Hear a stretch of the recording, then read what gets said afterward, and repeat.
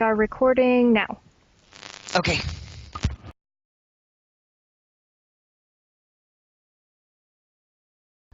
I guess I have. Did I mail you the questions?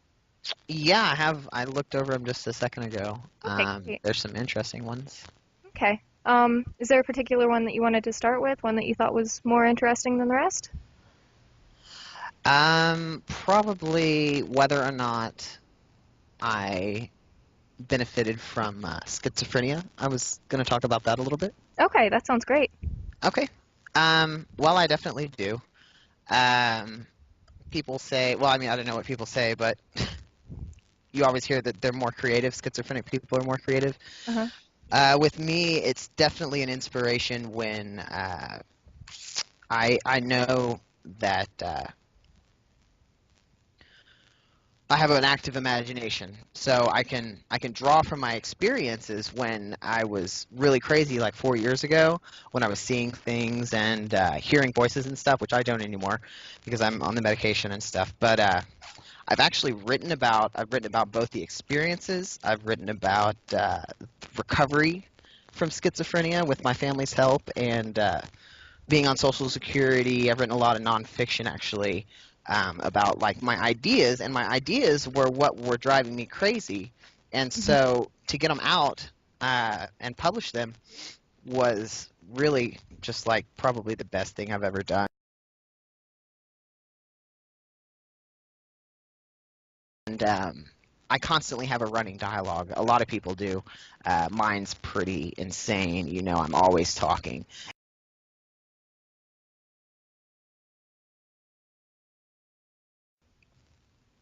So, how do you think that your writing's different from others? What would you say is the main difference there? And not necessarily about the schizophrenia, just like, Yeah. Probably the most unique part of my writing is I think that I draw a lot of humor from my writing. Um, I know a lot of gay people, and they're hilarious.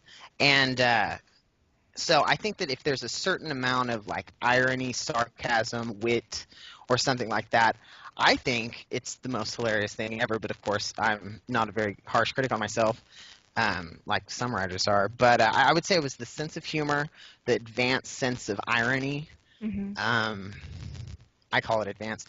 I don't know. I don't really beat myself up over my writing. I'm just glad to get something down, you know? yeah.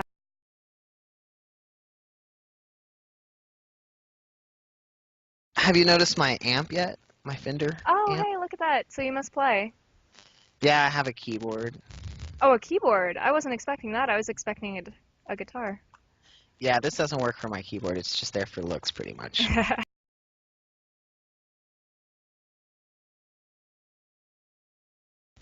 I'm pretty fucking smart. Oh, can I swear? Yeah, go ahead. I don't Oh, care. okay. I don't care. You should ask me best personal achievement, Okay. and I won't take off my shoe. Oh. All right. Okay, so you know, people, it's kind of a professional achievement too. Um, Social media, of course, everybody's like super obsessed with the word social media, and the word that comes, and of course, I'm a writer, so I like words, and the word is meta that people use, and that's to describe their, and this is a big deal to me, you know, because I have social difficulty sometimes, and when I'm online, I'm much more free to communicate. And so this is called meta, and your meta is your Facebook, your Twitter, your Gmail, and, you know, Pinterest or whatever. So I took the word meta, and I looked it up on Wikipedia, and, you know, because I didn't even know what it meant, really, hmm because it's just a weird, I don't know if it's Latin or, do you know if it's Latin? I don't. I don't. Okay, well, it could be Sounds like it Latin. We'll could be. just, yeah, but okay, so the word meta with is it's a different spelling, but I thought it was interesting in Buddhism, and I know this sounds weird. I'm going to second guess myself here on the interview, but it means like peace, loving kindness, or like love of oneself followed by love of a good friend, love of an enemy, and then it goes on to the love of the universe. So I thought it was interesting that the word meta, which we all use occasionally to mean social media, hmm also has this alternate meaning and it's actually a big part of my book. I talk about like social media superstars, and because the copy is me talking about what I've written. So I talk about how Facebook has really helped me to branch out and begin self-publishing, and it all centers around this meta idea, which actually I think about a lot. I know it's kind of weird, but like sort of I have these weird rules, and a lot of my sense of humor comes from the word meta and being self-referential and sort of self-aware kind of and joking about myself. Like I'll joke about myself really easily, and it sort of ties into the whole social media thing. So that's how I would describe the overarch of my project currently. Huh.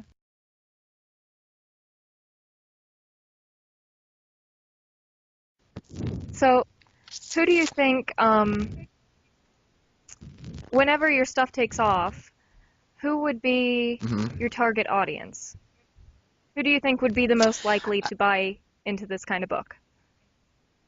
Um, well, I was actually telling my grandma that my grandma. It sounds like I don't know, it's my grandma, but I think that if people knew my story or whatever, like how I was schizophrenic and really, really bad schizophrenic like Hmm. 4 years ago, and then started writing, and like writing was one of the main ways that I relearned how to live, and like grappled my problems with rationality and logic, and I would write it down. I'd be like, this is how I really feel. Is that the right way to feel?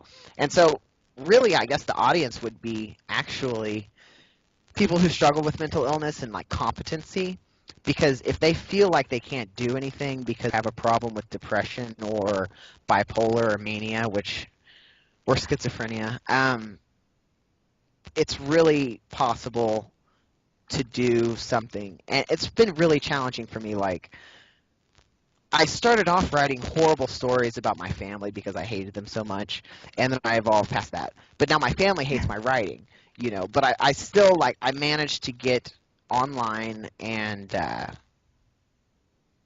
learn the software, learn the formatting, and have really cool fucking writing pieces of writing that nobody would have expected somebody with my level of functioning to, you know, because it was really fucking bad for a while. And I got on the medication, I'm fine now. But so like, mentally disabled people might be interested in like uh, Hmm. paranormal stuff or really cerebral kind of like psychic stuff or stream of consciousness poetry or something like that. And so like I'm interested in that. And so if they read it, they're going to like it, and they're also going to think, "Wow, I could do something like that." Or just at the very least think that Jordan could do something like that, and then I could feel better about myself. What about like people that are just trying to understand maybe different mental illnesses, especially like schizophrenia? I think that's a really interesting way to learn about someone is to really get into their mind and read what they've written. So I think that could be a hmm big I think if I was guiding somebody through, did I no. just cut you I off? think If I was guiding somebody through one of a particular piece, maybe I could say, this is how I was thinking when I wrote this, and this is how that kind of thought branches from being typical to atypical, and this kind of thought is what was precursor, because I wrote most of this stuff in high school, actually. And so I could say, this kind of thought is a precursor to my complete, you know, rational breakdown. And so I could walk a doctor through it, and they could see in the writing, and I've paid attention to it. Like I've read over the stuff, and I'm like, oh my god, I was predicting that I would have oh schizophrenia. wow. You know what I mean? Like there's one piece, A Tale from the Dark Woods, and it talks about all my crazy delusions, and I just got them all out there. But this was before I had schizophrenia, and so they weren't really delusions at that time. I was just wrestling with fantasy, and you know, new ideas and different ways to think because I was smoking pot, and which I don't want to blame anything on pot. I love pot, but that's what it was from. Was from smoking pot, and that's interestingly what probably triggered my schizophrenia. But I wouldn't be inspired by the projects that I do if it wasn't for the fact that I had schizophrenia, because otherwise I really wouldn't do it anymore. I wouldn't have tried to find out how to Yeah. self-publish or anything like that. Do you So. think you would still be a writer? Oh yeah, but I'd probably have a job. Right. That would be nice. Well,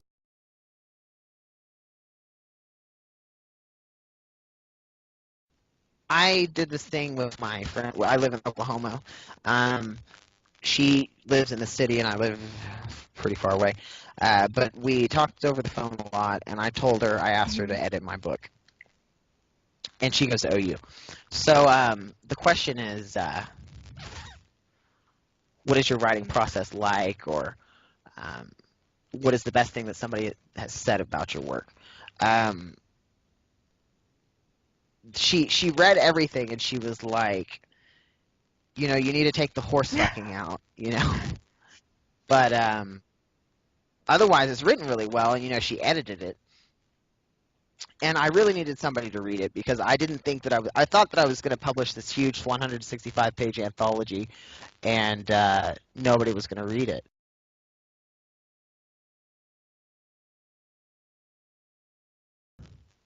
If my past self saw Mhm. what I was doing now, I would actually be really surprised that I had found figured out how to do the self-publishing and the process of the Mhm. self-publishing. But for the most part, if I knew that I was still writing, I would know that I was still writing because I wrote in high school all the time, and I wrote in middle school all the time. It was always my thing was writing, like writing essays for AP classes or writing essays for history class, like little stories or whatever. But I I've always identified as a writer, so the only thing that's new is the self-publishing, and that I still haven't figured out yet. Right. So,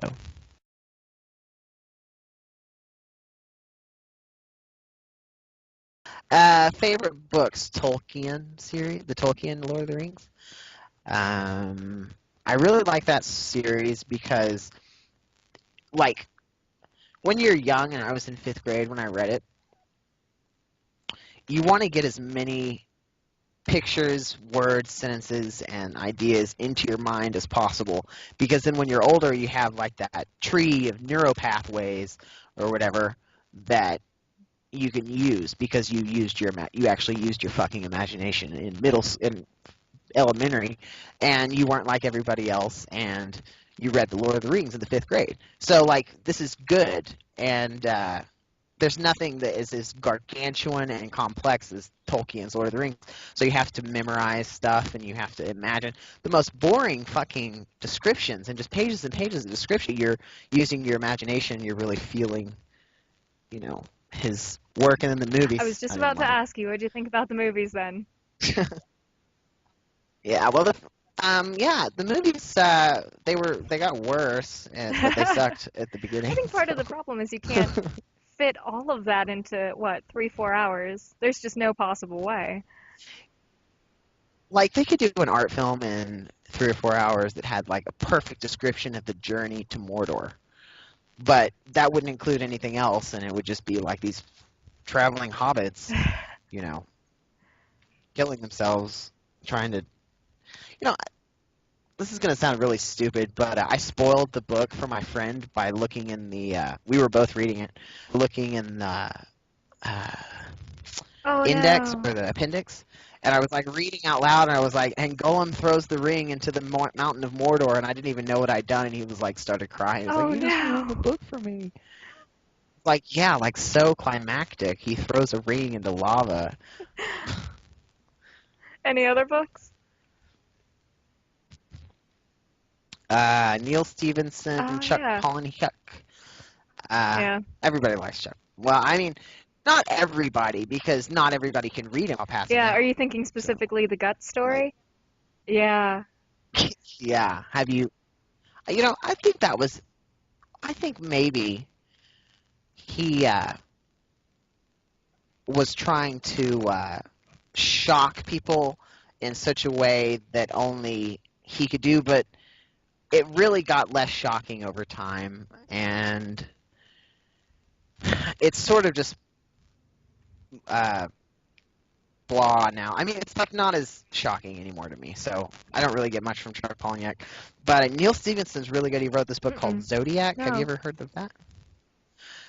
Okay, so it's about pollution, and it's a good one.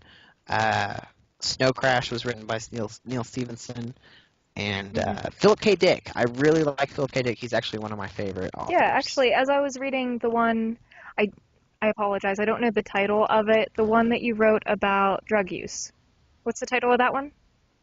hmm The definition of evil Okay, cool. slash miracle. As I was reading through that, I was like, this is reminding me so much of A Scanner Darkly. So that was kind of cool, and that's definitely a compliment. So, Yeah, Scanner Darkly I never actually read, but Philip K. Dick was a classic mentally ill person who managed to survive his degenerative brain disease mhm. by writing and being successful. So, despite the fact that Tom Cruise is in his fucking movies, and I hate Cruise, and he's in so many of his movies, like Scanner Darkly Oh, was that and by him Minority too? Report, and I never knew. Oh. yeah, and there's another one, and I think Tom Cruise is in it, but you know.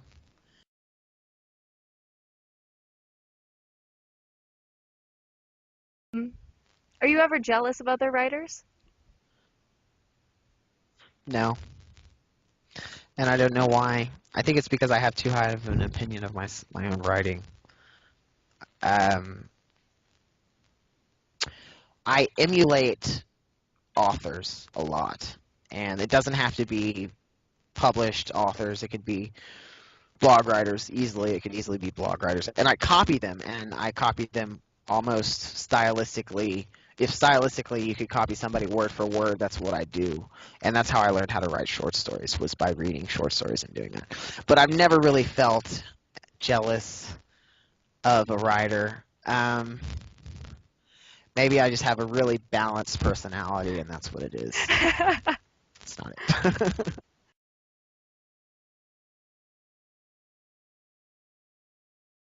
I wanted to focus on the fact that somebody who has experience with mental illness can know that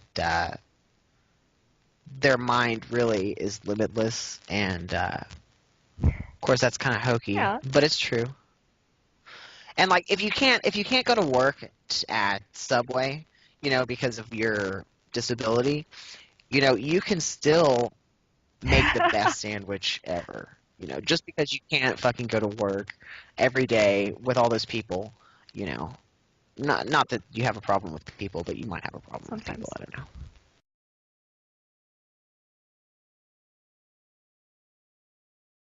Um,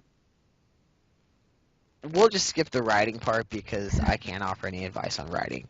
But I wouldn't suggest trying to publish either a paperback or hardcover or a physical book um, without having the book already written. But if you do an ebook, you can Uh, serialize it, and some people do that. Or they update. It's called a revision, and in fact, it's kind of hard to do on Amazon but you can do it on Smashwords really easily, where you continually revise the book. But still, you want to have a complete book before you decide that you're going to start working on self-publishing. Um, it's as easy as learning how to use styles, oh, paragraph styles, and headings um, in and creating PDF documents if you're going for like a paperback. Because with Lulu, you can use OpenOffice and export as a PDF. And I would say it was advanced word processing skills, but everybody already has basic to medium level working word processor skills, so you really don't have to learn very much. Um, as far as publishing on Amazon, that's even easier because all you have to do is set a table of contents and different headings for the chapters so that you can jump to it in the ebook. And it's a lot of formatting, and the first time I did it, it took a lot longer than the last time I did it. Um, it's really pretty easy. Like it's really, you'd be kind of surprised sound how like an easy it is to do. advertisement for it. And I know, that's good. I'm glad I sound like an advertisement for self-publishing. Because I guess the goal well, I don't have a goal because I'm not the god of self-publishing, but I mean, if there were thousands of more books to read per year because of self-publishing, then that would Yeah. be excellent. Um, I don't think people are taking risks with self-published books. Like, you get on Kindle and there's 99 million Hmm. copies of the same romance novel, and those aren't really self-published, but I just feel like if there was more journalistic integrity, more nonfiction, but then people are scared to do that because um, it's like a publisher's nightmare. Like, what if you write something, but Yeah. you can always unpublish it, and um, like I actually made a post on Reddit where I said, what was the title of it? Using the self-publishing network badly, and I was like, I know I'm doing the wrong thing with the self-publishing thing. I know that I'm the bane of all self-publishers, and I'm disrespectful to the whole process because I jump ahead and publish a book moments after I've written the last piece or whatever. And I publish it, and it's on Amazon, and I'm like, I know this is a problem, and like I'm paying people to read my book, and I'm giving away free copies, and I'm posting it all online. And they said that stuff really wasn't that uncommon, and a lot of people do that. But I don't think people must really put their hearts into. I mean, I don't want to say that because people really love their writing, but I don't know if they're really truly creative enough when it comes to marketing the books, or maybe I just don't like what they write because it doesn't interest me. Um, and I'm only interested in what I write. But I want to see some risks being taken.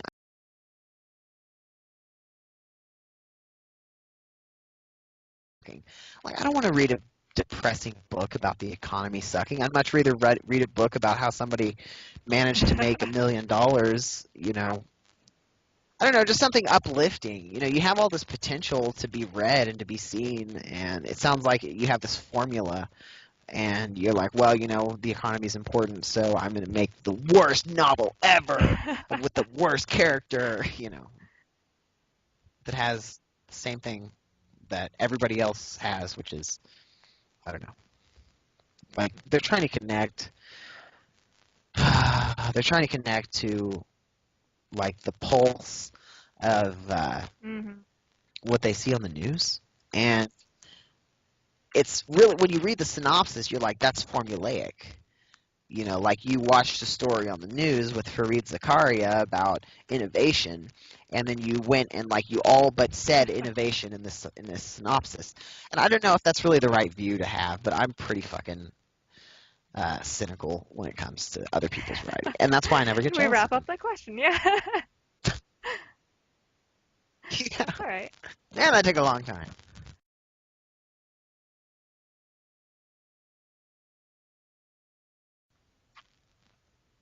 How do I want to put this? So, if people eventually, for some unknown reason, start looking at this blog that I've started and want to find you somewhere, can you go through how to do that? Like, Hmm. how would you like them to either buy your stuff or find out more about you or anything?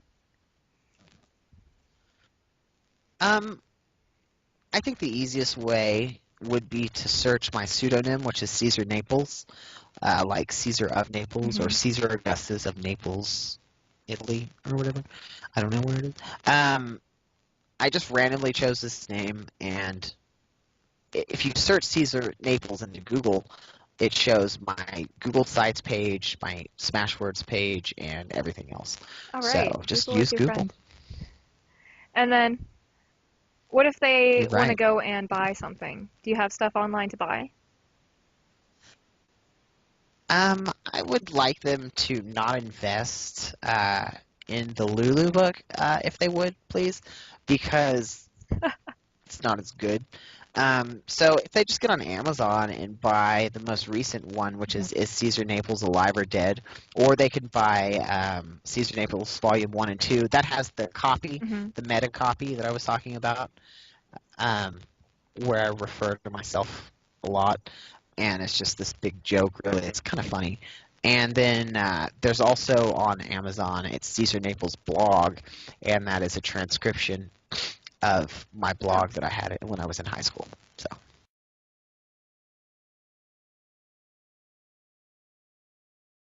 uh, don't say I'm gay. I know I seem pretty gay. Just don't say I'm gay.